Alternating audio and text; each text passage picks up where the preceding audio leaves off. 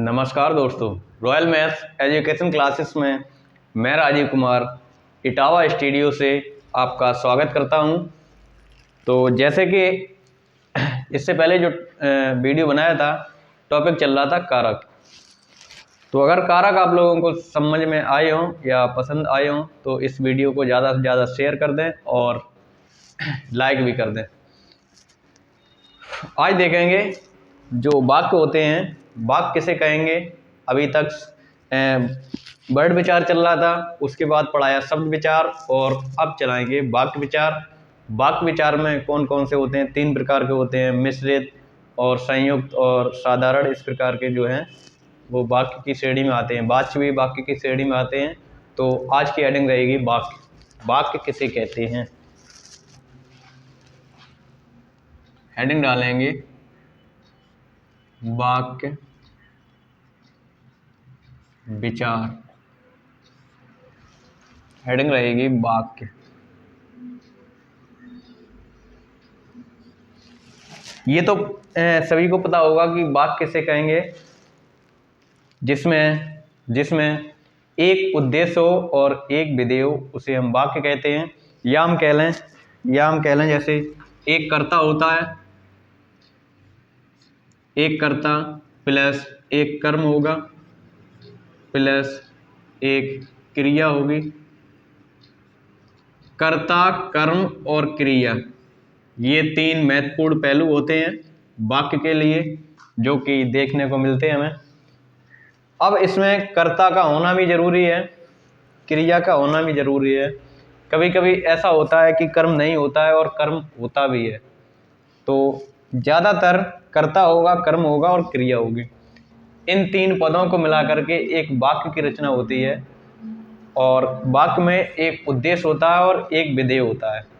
उद्देश्य क्या होता है, विधेय क्या होता है, आइए जानिए। तो हेडिंग डालेंगे वाक्य। हेडिंग रहेगी वाक्य। वीडियो शुरू हो चुका है, आप लोग चैनल को ज़्यादा से ज़्यादा शेयर कर दें और लाइक भी कर दें। वाक्य की जो परिभाषा रहेगी, हम कह सकते हैं कि वर्णों को मिलकर के शब्द बनते हैं। वर्णों का मेल शब्द कहलाता है, या हम कह रहे हैं वर्णों का सार्थक समूह को शब्द कहते हैं। उसी प्रकार से वाक्य की जो परिभाषा रहेगी वह शब्दों के सार्थक समूह को हम वाक्य कहते हैं। शब्दों के सार्थक समूह को वाक्य कहते हैं। शब्दों के सार्थक समूह को वाक्य कहते हैं। शब्दों के सार्थक समूह को वाक्य कहते हैं। शब्दों के सार्थक समूह को वाक्य कहते हैं। या इसका एक पॉइंट लिखना चाहें कि भाषा की सबसे छोटी मौखिक या लिखित इकाई, जो कि मौखिक होती है अक्षर, लिखित होती है वर्ड, उसी प्रकार से भाषा की जो सबसे बड़ी इकाई होती है या सबसे बड़ा अंग होगा वह वाक्य कहलाता है। तो हम पॉइंट लिख सकते हैं, भाषा व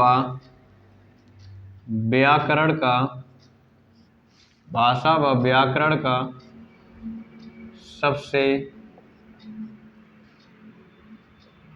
बड़ा अंग वाक्य होता है।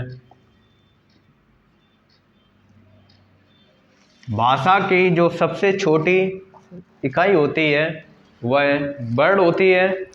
तो भाषा की सबसे बड़ी इकाई या सबसे बड़ा अंग वाक्य कहलाता है। अब सबसे छोटी इकाई तो वर्ड हो गई, तो सबसे बड़ा अंग क्या होगा, वह वाक्य कहलाता है। आप लोग अगला पॉइंट लिखेंगे,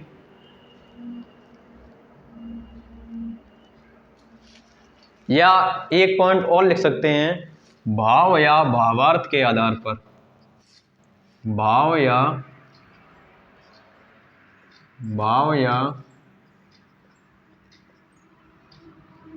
भावार्थ के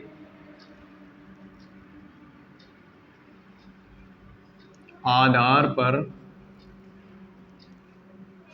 भाषा की सबसे छोटी इकाई, भाषा की सबसे छोटी इकाई वाक्य होती है, वाक्य होती है। भाव या भावार्थ के आधार पर भाषा की सबसे छोटी इकाई जो है वह वाक्य होती है। अभी अभी हमने बोला कि भाषा की सबसे छोटी इकाई जो वर्ड होती है, लेकिन ये लिखा हुआ है भाव या भावार्थ के आधार पर। किसके आधार पर? भाव के आधार पर। किसके आधार पर? भावार्थ के आधार पर भाषा की सबसे छोटी इकाई वाक्य होती है। अगर प्रश्न में देखने को मिले कि भाव या भावार्थ के आधार पर भाषा की सबसे छोटी इकाई किसे कहेंगे, तो वह वाक्य होगी, या सीधा लिखा मिल जाए कि भाषा की सबसे छोटी इकाई, तो वह होगी वर्ड। अब भाव या भावार्थ के आधार पर क्यों होती है सबसे छोटी इकाई? क्योंकि अगर मुझे ये पेन चाहिए तो हम बोलेंगे मुझे पेन चाहिए, मुझे पेन चाहिए, या मुझे मार्कर चाहिए। तो ये जो मेरा भाव है या इसका जो अर्थ निकलता है उसे हम कहते हैं भावार्थ। तो उससे स्पष्ट हो रहा है कि मुझे क्या चाहिए, मुझे पेन चाहिए। तो अब ऐसा नहीं कि हम बगैर बोलें पेन चाहिए, ऐसा नहीं होगा। तो इस प्रकार से भाव या भावार्थ के आधार पर भाषा की सबसे छोटी इकाई जो होती है वह वाक्य होती है। आप लोग ये दोनों पॉइंट नोट कर लें या स्क्रीनशॉट ले लें।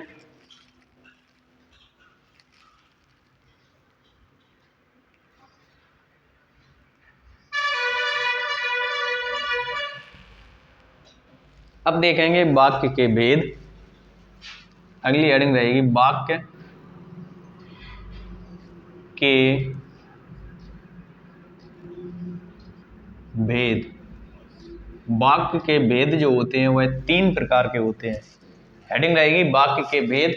वाक्य के भेद 3 प्रकार के होते हैं। नंबर 1, प्रयोग व संरचना के आधार पर।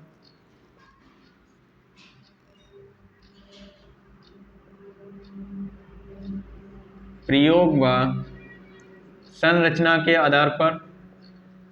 नंबर 1 पॉइंट है प्रयोग व संरचना के आधार पर। नंबर 2, अर्थ के आधार पर। अर्थ के आधार पर। प्रयोग व संरचना के आधार पर। नंबर 2, अर्थ के आधार पर। और नंबर 3 है क्रिया के आधार पर। क्रिया के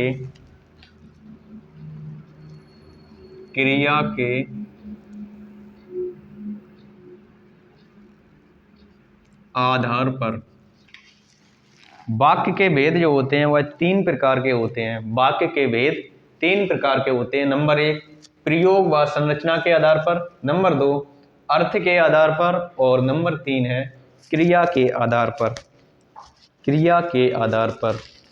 अब प्रयोग व संरचना के आधार पर बात करें, प्रयोग व संरचना के आधार पर बात करें तो ये 3 प्रकार के होते हैं।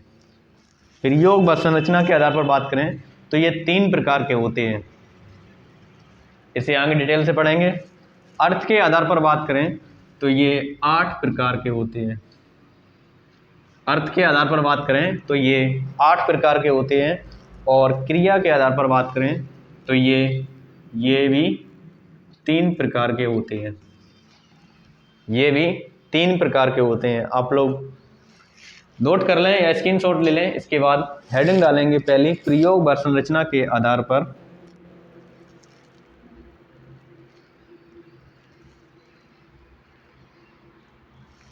प्रयोग व संरचना के आधार पर। हेडिंग नंबर 1 रहेगी प्रयोग व संरचना के आधार पर। जैसा कि बताया है, प्रयोग व संरचना के आधार पर वाक्य के जो भेद होते हैं वह 3 होते हैं। अब कौन कौन से 3 होते हैं उन्हें नोट करेंगे। नंबर एक आ नंबर लिख सकते हैं, साधारण वाक्य। साधारण वाक्य। नंबर 2 संयुक्त वाक्य और नंबर 3 मिश्रित वाक्य। साधारण वाक्य, संयुक्त वाक्य, संयुक्त वाक्य और नंबर 3 है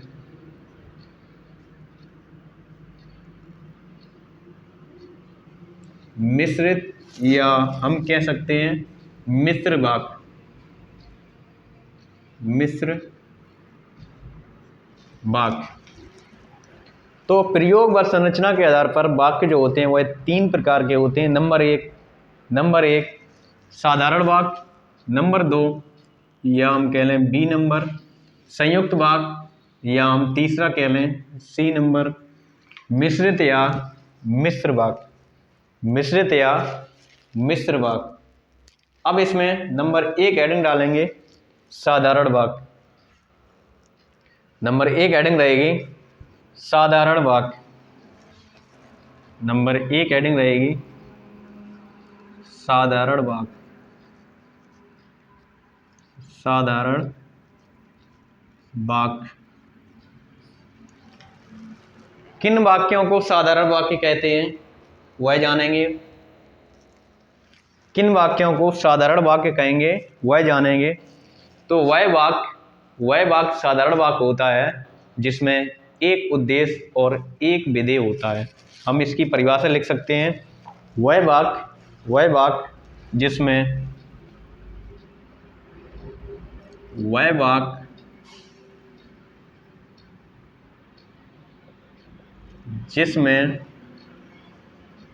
एक उद्देश्य और एक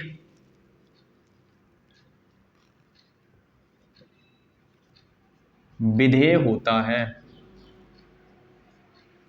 एक उद्देश्य और एक विधेय होता है। वह वाक्य जिसमें एक उद्देश्य और एक विधेय होता है साधारण वाक्य कहलाता है। कह सकते हैं साधारण वाक्य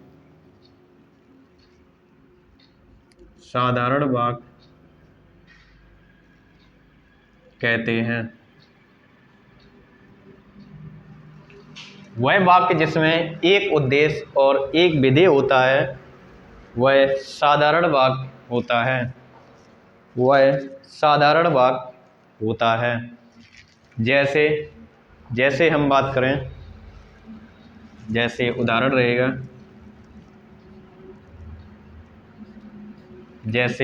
रहेगा,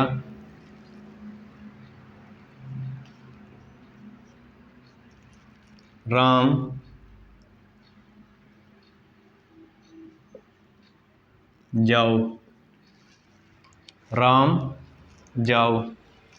श्याम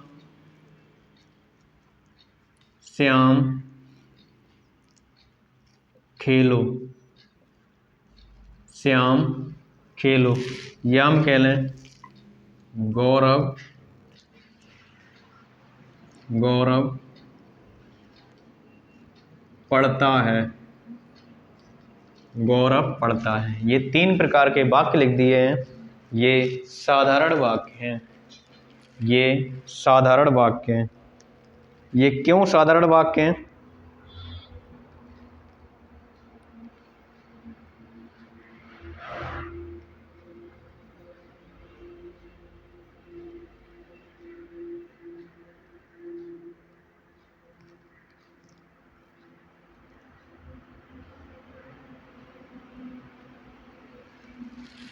ये क्यों साधारण वाक्य हैं? क्योंकि इसमें लिखा हुआ है राम जाओ, श्याम खेलो। इसमें एक उद्देश्य है और एक विधेय है। एक उद्देश्य है, उद्देश्य क्या है? उद्देश्य राम हो गया, दिए गए वाक्य में उद्देश्य को पहचानिए तो राम हो गया उद्देश्य, राम उद्देश्य हो गया, और जाना जो है वह विधेय हो गया, जाना जो है वह विधेय हो गया। इसी प्रकार से इसमें जो श्याम है वह उद्देश्य है, श्याम है वह उद्देश्य है, और जो खेलना है, खेलना है वह विधेय है, खेलना है वह विधेय है। इसी प्रकार से इसमें गौरव जो है वह उद्देश्य है, और जो पढ़ता है यह विधेय है, यह विधेय। या हम कह सकते हैं कि जिसके बारे में बात की जाए वह उद्देश्य होता है, जिसके बारे में बात की जाए वह उद्देश्य होता है, और जो बात की जाए वह विधेय होता है। आप लोग नोट कर लें या स्क्रीनशॉट ले लें।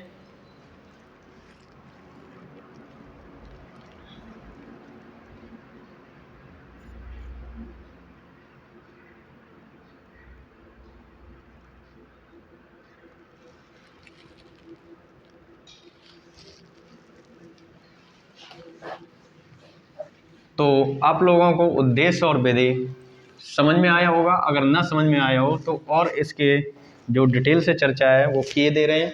जैसे वाक्य के अंग पूछे जाएं, वाक्य के अंग कितने होते हैं, हेडिंग रहेगी वाक्य के अंग, हेडिंग रहेगी वाक्य के अंग। क्या आप लोगों को पता है कि वाक्य के अंग कितने होते हैं? अगर पता हो तो कमेंट बॉक्स में कमेंट करके बता सकते हैं कि वाक्य के अंग कितने होते हैं।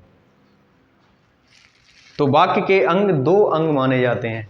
कितने अंग माने जाते हैं? दो अंग। लिख सकते हैं वाक्य के दो अंग होते हैं। वाक्य के दो अंग होते हैं। कौन कौन से? नंबर ए उद्देश्य जो अभी बताया है, और नंबर बी या नंबर दो विधेय। नंबर एक उद्देश्य, नंबर दो विधेय। सर हमें उद्देश्य और विधेय समझ में नहीं आया है, कैसे पहचानेंगे कि ये उद्देश्य है, कैसे पहचानेंगे कि ये विधेय है? वाक्य के अंग दो बताए हैं, पहला उद्देश्य और दूसरा विधेय। तो हेडिंग डालेंगे नंबर ए उद्देश्य, हेडिंग डालेंगे नंबर एक उद्देश्य। अगर आप लोगों को सेशन अच्छा लग रहा हो तो ज़्यादा से ज़्यादा मित्रों को शेयर कर दें और लाइक भी कर दें, क्योंकि एक वीडियो बनाने के लिए जितनी हमें मेहनत करनी पड़ती है शायद है कि आप लोग उतनी नहीं करते होंगे। तो आप लोगों का फ़र्ज बनता है कि लाइक कर दें और आगे किसी और के लिए फॉरवर्ड कर दें। हेडिंग रहेगी उद्देश्य। उद्देश्य क्या होता है? उद्देश्य क्या होता है? जैसे कि बताया, जिसके बारे में बात की जाए उसे उद्देश्य कहते हैं, जिसके बारे में बात की जाए उसे उद्देश्य कहते हैं। या हम कह लें वाक्य में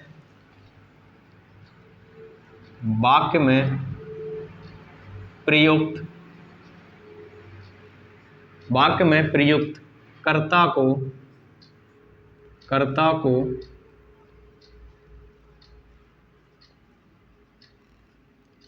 उद्देश्य कहते हैं। वाक्य में प्रयुक्त जो कर्ता होता है उसे उद्देश्य कहते हैं।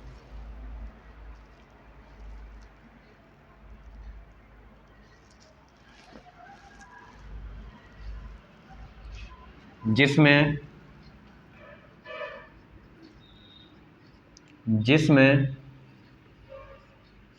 कर्ता के साथ साथ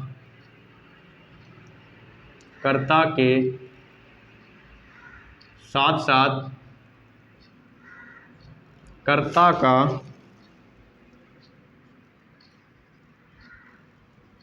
विस्तारक भी होता है, जिसमें कर्ता के साथ साथ कर्ता का विस्तारक भी होता है। कर्ता के साथ साथ कर्ता का विस्तारक भी होता है। वाक्य में प्रयुक्त कर्ता को उद्देश्य कहते हैं। जैसे कि अभी एग्जाम्पल दिया था, जैसे उदाहरण दिया था, अभी उदाहरण दिया था, राम खेलो। राम खेलो जिसके द्वारा क्रिया संपन्न होती है उसे हम कर्ता कहते हैं। ये तो साधारण सी बात है। राम खेलो जिसके द्वारा क्रिया संपन्न होती है, तो किसके द्वारा क्रिया संपन्न हो रही है? राम के द्वारा। राम, राम उद्देश्य है, राम उद्देश्य है। या लिखा था मोहन, मोहन, मोहन जाओ। जैसे भी लिखा था राम जाओ, राम जाओ, यहाँ खेलो कर दिया है, राम जाओ। तो कौन जाने की क्रिया को संपन्न कर रहा है? राम कर रहा है। तो राम जो है वो उद्देश्य है। यहाँ मोहन जाओ तो मोहन उद्देश्य हो गया। या गौरव, गौरव पढ़ता है, गौरव पढ़ता है। कौन पढ़ रहा है? गौरव पढ़ रहा है। तो गौरव द्वारा पढ़ने का कार्य किया जा रहा है, तो गौरव यहाँ पर करता है, यानी हम कह सकते हैं गौरव उद्देश्य है। कर्ता को ही तो उद्देश्य कहते हैं, जिसमें कर्ता के साथ साथ कर्ता का विस्तारक भी हो, कर्ता का विस्तारक भी हो। आप लोग नोट कर लें या स्क्रीनशॉट ले लें। अब हेडिंग डालेंगे विधि। हेडिंग नंबर बी रहेगी विधि। विधि किसे कहेंगे वह समझेंगे। विधि किसे कहेंगे?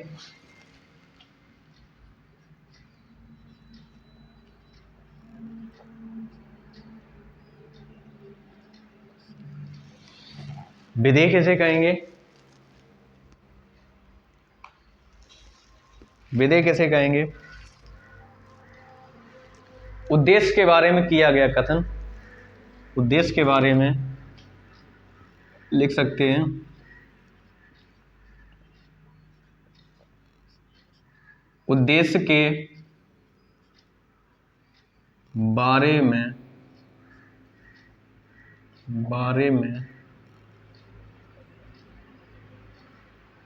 कहा गया कथन।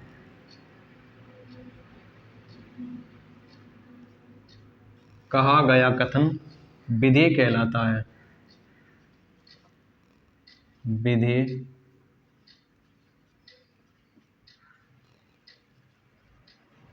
कहलाता है। उद्देश्य के बारे में कहा गया कथन विधि कहलाता है।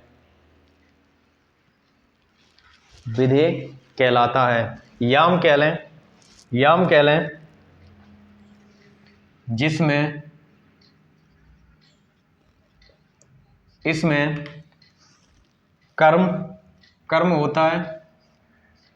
विधि में कर्म होता है, या हम कह लें कर्म का विस्तारक होता है। कर्म का विस्तारक होगा। कर्म होगा क्योंकि कर्ता तो उद्देश्य हो गया, कर्म होगा और कर्म का विस्तारक होगा। क्रिया होगी,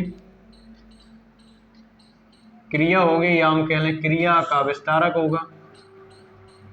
क्रिया का विस्तारक होगा। या हम कह लें, या हम कह लें पूरक, पूरक होगा। पूरक, या हम कह लें सहायक क्रिया होगी। पूरक होगा, सहायक क्रिया होगी। सहायक क्रिया को शामिल, को शामिल, शामिल किया जाता है। को शामिल किया जाता है। को शामिल किया जाता है। विधेय क्या होता है? उद्देश्य के बारे में कहा गया कथन विधेय कहलाता है। उद्देश्य को छोड़ करके यानी कर्ता को छोड़ करके जितना बड़ा भी कथन है वह विधेय होगा, जिसमें कौन कौन से होंगे? कर्म होगा, कर्म का विस्तारक होगा। विस्तारक का मतलब होता है उनकी विभक्ति या उनके कारक चिन्ह। क्रिया, क्रिया का विस्तारक होगा, या पूरक या सहायक क्रिया, जैसे वह जाता है, वह जाता है। तो जाता यानी जाना क्रिया है उसका विस्तारक है या सहायक क्रिया है। तो इस प्रकार के जो वाक्य होंगे, उद्देश्य को छोड़ करके जितना भी वाक्य बचता है वह सब विधेय कहलाता है। आप लोग नोट कर लें या स्क्रीनशॉट ले लें या इसका एग्जाम्पल दे दें, हम इसका एग्जाम्पल दे दें।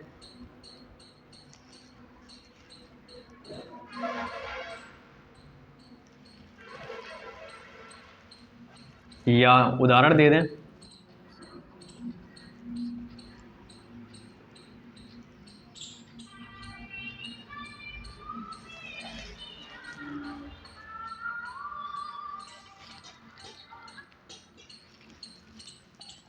गौरव का मित्र रवि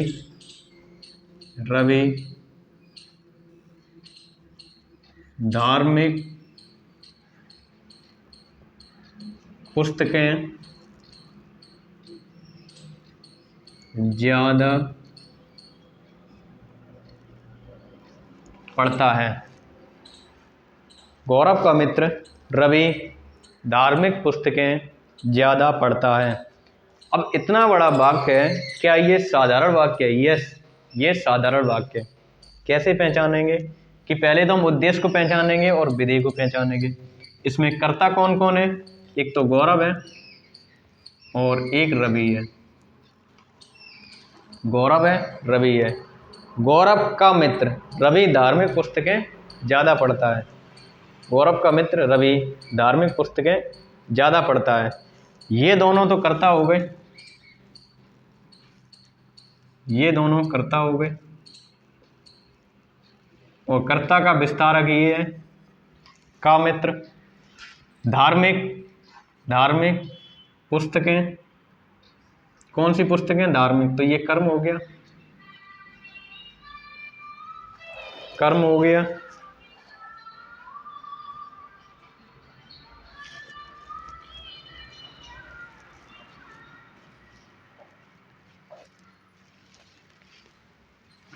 ये कर्म हो गया, पढ़ता है, ये क्रिया हो गई, है क्रिया का विस्तारक। पुस्तकें कैसी? ज़्यादा पढ़ता है, ये कर्म का विस्तारक।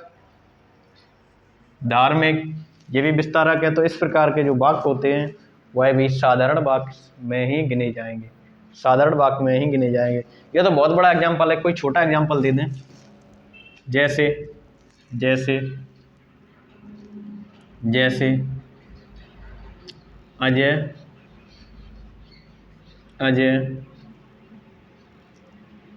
खाना पका रहा है। अब ये अशुद्ध वाक्य नहीं होगा। नहीं, आप लोग सोचो कि ये अजय, ये पुरुष है, पुरुष खाना कैसे पकाएगा? पुरुष भी खाना पकाते हैं। अजय खाना पका रहा है, कौन पका रहा है? अजय। तो ये तो हो गया उद्देश्य। ये क्या हो गया? उद्देश्य। खाना कर्म हो गया, क्या पका रहा है? खाना पका रहा है, कर्म हो गया। पकाना क्रिया हो गई, क्रिया हो गई। रहा है क्रिया का विस्तारक है, क्रिया का विस्तारक। रहा है क्रिया का विस्तारक है।